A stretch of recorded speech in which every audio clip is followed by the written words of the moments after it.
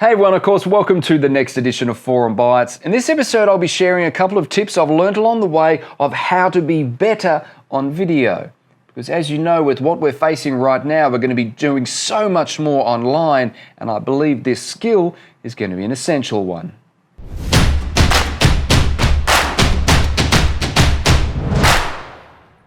Being able to deliver a strong, concise, clear message through video is going to be a skill that is going to be critical over the coming months. As everyone, as you know, moves a lot of their stuff online, and their messaging and communication models are going to be done this way. I've seen a lot of people talking about what program do you use, Zoom or Google, or what hardware do you use, what internet speed, what connection do you use, those type of things that are important questions. But we're here today to talk about the things that you need to do to deliver a message while using those, which is just as critical.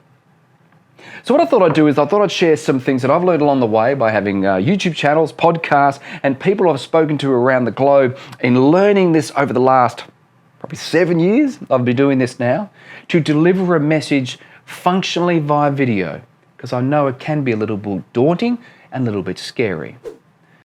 Okay, so tip number one. Yes, you sound like that and you look like that. Now, what am I saying is, I remember the first time I did one of my videos for YouTube, and then I went to edit it. I said, blimey, do I look like that? Okay, try and color grade, try and change it. Do I sound like that? Hang on, no, it must be the microphone. Listen, everyone has seen you before. Everyone has heard you before. This is probably the first time, maybe for some of you, that you're seeing that yourself. You have to understand the only person who's shocked by that is you. We're all used to it. All you have to do is get used to it yourself. Tip number two, and this is a very common problem with people who are doing Zoom phone calls or are doing different type of content. When you are talking with people in the real world, you look at them. You don't look off to the side when you're talking to them. When you're delivering a message via a Zoom phone call, or a message you want to deliver to people, you must look at them, which is therefore look at the camera. When you're doing a Zoom conference call, when you're listening to other people, obviously you're looking at the screen. But when you want to make a comment to the team, you have to look at the camera you're using. If it's in your computer, look at your computer camera. The thing is the way that we're structured as human beings is that if someone is talking and making a comment, and not looking at the person they're actually making the comment to, it doesn't feel engaging, and sometimes it can feel a little bit weird. The thing that you have to do with video is make it feel natural.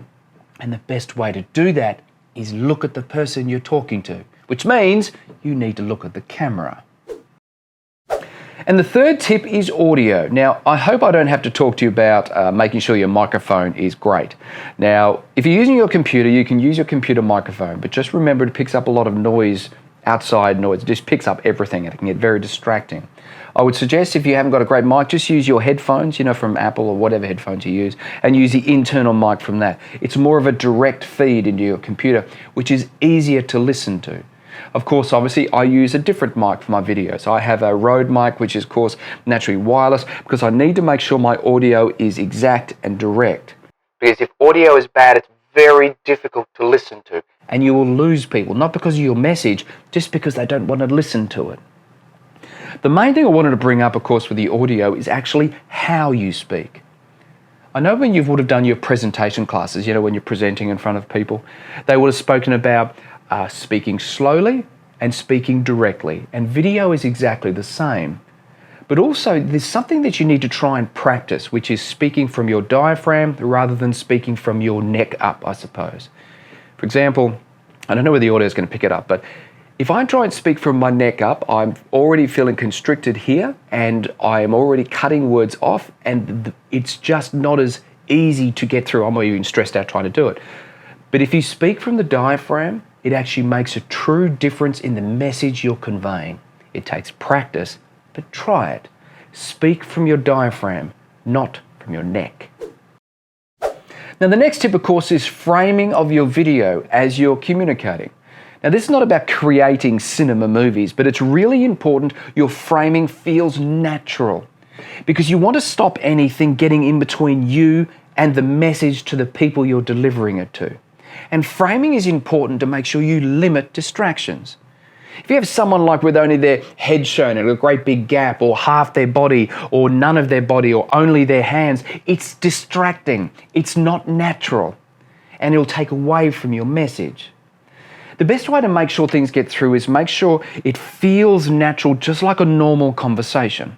For example, if I was doing a conference on my laptop, I lift my laptop up, I put some books underneath it, so the camera is in line with my eyes. So when I'm talking to people, I'm talking to them, not necessarily down to them or to something else which is distracting. The way you set up your framing is designed to set up it to make the video feel natural, in other words, just like face-to-face. And making sure that you are framed correctly and the delivery of that message from an eye perspective is really important. And the final tip is planning and understanding your message. Now, I know that you're probably going to say, well, isn't that a given? But the amount of times I've been on video conference calls where people think they know what they're there to talk about, and they think they know what they're there for, but they don't even have a planned outcome, and they may not have even planned the delivery. Planning your delivery in video content is critical, just like these videos. I have notes, I've written them out, and I know what I'm going to be saying, but I frame it around a conversation because I don't want these to feel like they're a script read. But it's really important that you know your content. The one thing I've found with video content and video conferencing is that it has little tolerance for waffle. The reason why that is if someone starts waffling or umming and ahhing or trying to find information or hang on, let me find that, I thought I had it, I don't, you lose people. People start looking at their phones, people start looking, and then you've got to bring everyone back together. And that is literally the death knell for an outcome for a video conference. The best thing you can do is know your content.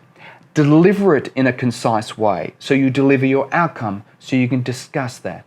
And that starts with outstanding planning, not only in the content, but how you're going to deliver it. Now, as always, if anyone's got any questions whatsoever, please leave them in the comment section. If you want some more videos like this, please let me know, because I'm literally just looking at my emails. People are asking for things and I'm just going ahead and recording it. I'm going to run outside now, hopefully with my nieces and nephews, to go and walk around a river. So in other words, I can have a bit of downtime and record one of my Grateful Journals for my personal channel. But as always, I will see you in the next episode.